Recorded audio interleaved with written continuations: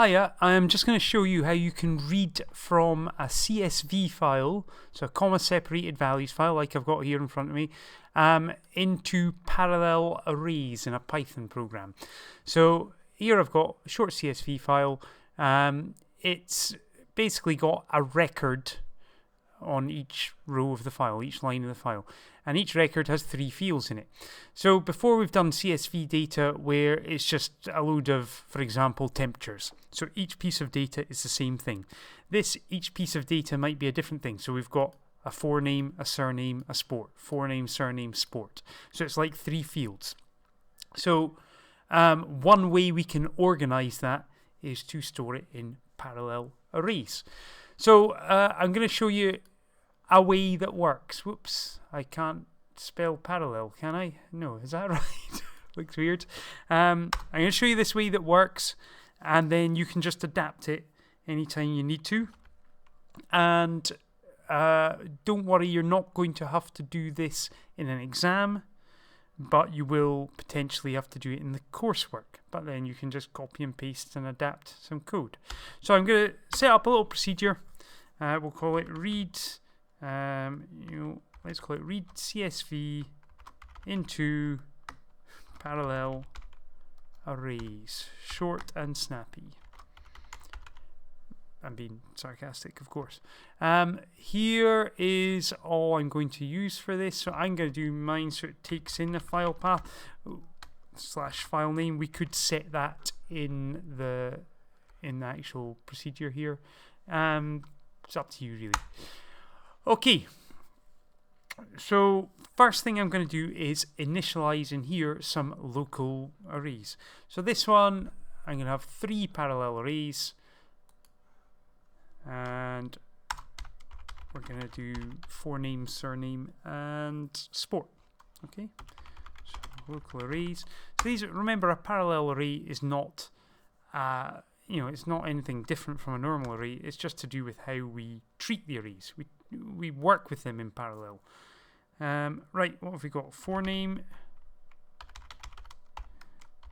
So an array for that.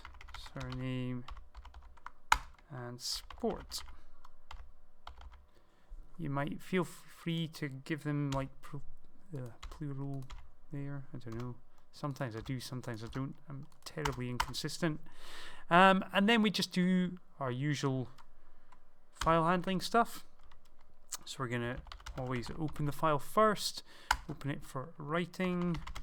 Sorry, reading. Excuse me. I seem to be having trouble multitasking here, but this is the same basic idea. We put the file path or file name in there, and then we indicate that it's for reading, and we are going to give, I'm going to go for file here. I'm going to give it a little alias so we can refer to it easily once it's open. Now we're going to read in all the data into a local variable. So I'll just call it data. It'll be file dot read. No, hang on. I was about to do the wrong thing here. So you know what? Let's show you the difference here. I'm going to leave that for now, and I'll just get. So remember, then we close the file. Just by stopping indenting, I'll close the file. And then just for testing, I'm going to do a print data, just so you can see the differences here. You can play about with this yourself as well. Right, so I'm going to have to do the main stuff, aren't I? Better do a main subprogram. In fact, yeah. Let's stick to this same way we should always be doing it. So I am going to get it to call, what's this thing? Read CSV. Read CSV into parallel arrays. And I need to pass in a file path. And I am in Notepad++. So I'm going to need to do what's called Olympians.csv. and I'm going to need to do double backslashes or change them all to forward slashes for this to work in Notepad++. Remember, you have to, you have to do the absolute path. Right, let's see if this works. So it should, oh, it's not going to work yet because I haven't told it to do main, have I? Rookie error. So it's going to do main. That'll send it off to do read CSV into parallel arrays. It'll work through this and it should print data at the end. Let's see if that works.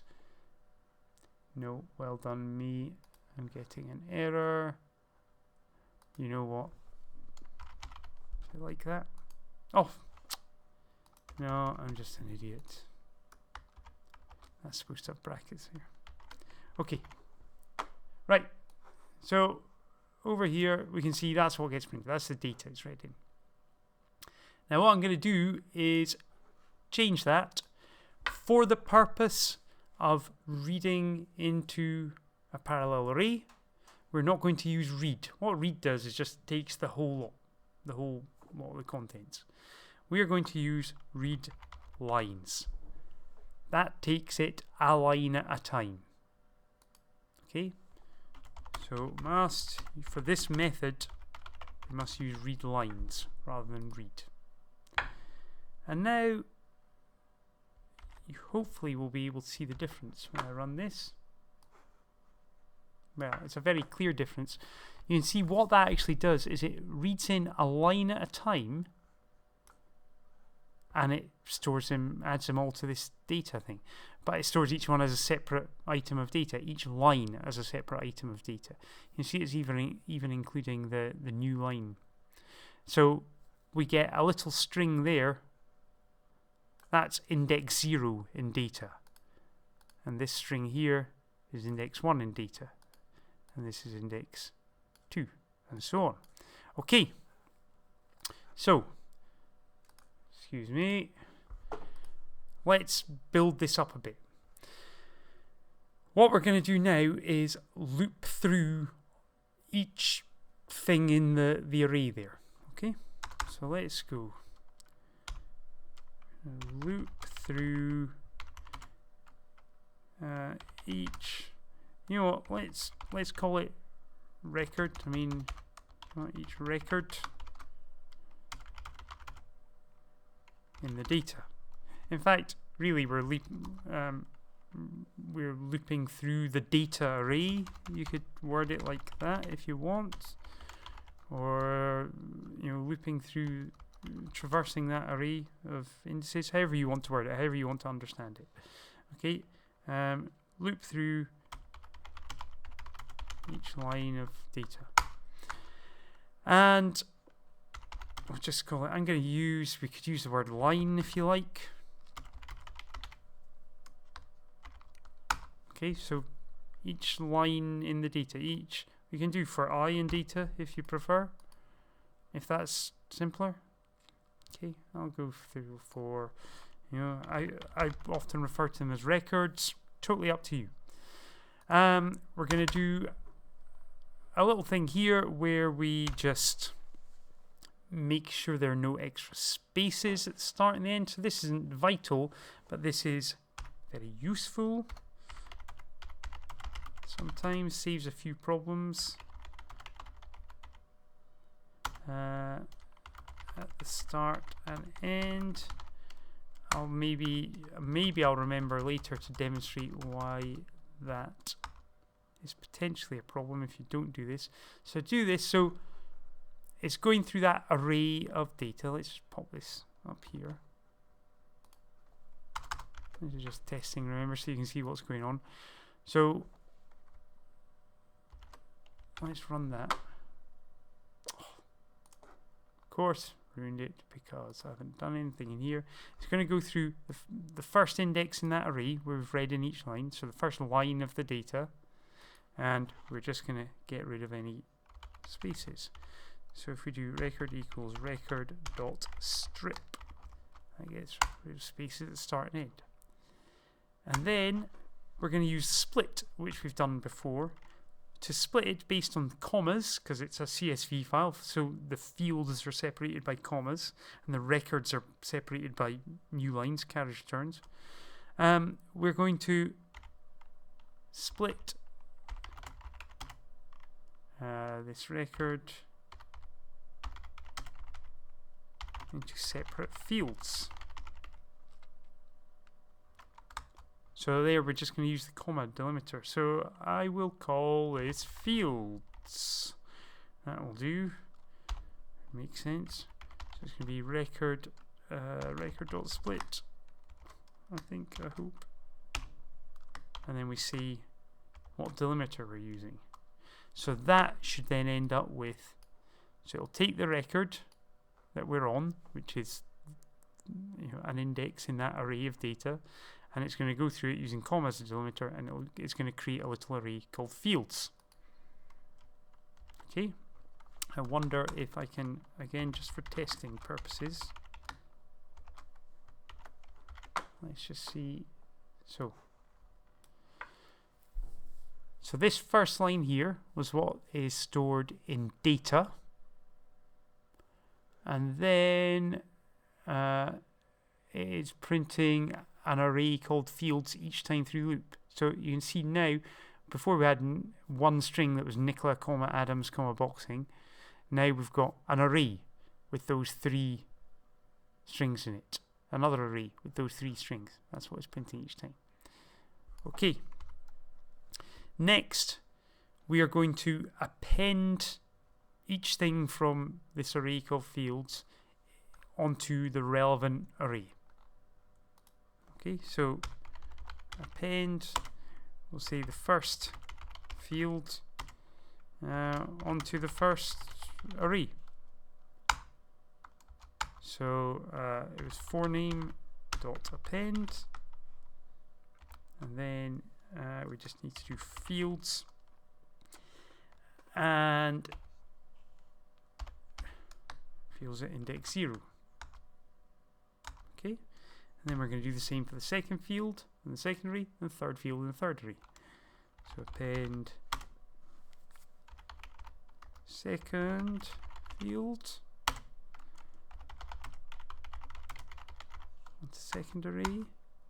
So my second array is called surname, and my second field, excuse my mistyping there, my second field is whatever's in that fields at index 1.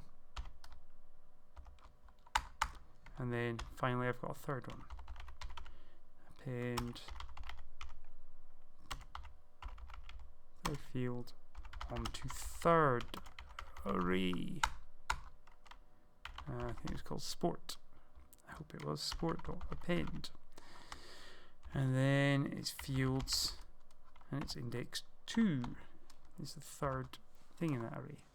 Okay, and then this actually should be it. So now, I'm going to go through the loop each time. What I'm looping through, again, let me just bring this over.